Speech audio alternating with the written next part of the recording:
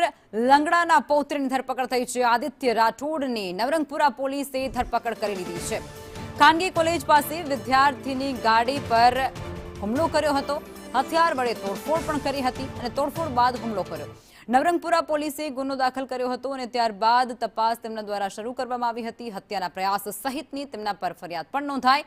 બનાવના 2 મહિના બાદ પોલીસે તેની ધરપકડ કરી લીધી છે અને તેમને જાહેરમાં લઈ જવામાં પણ આવ્યો હતો। પોલીસનો કાફલો પણ ત્યાં મોટી સંખ્યામાં હાજર હતો અને આ બધા વચ્ચે તેમને ત્યાં લઈ જવામાં આવ્યા હતા।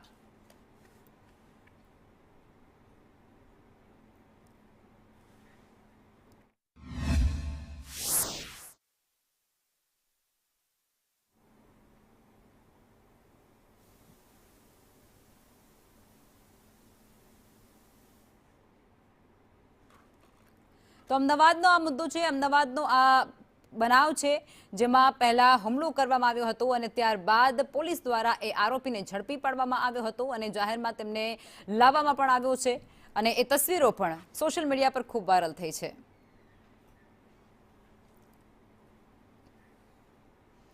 ખેડા જિલ્લાના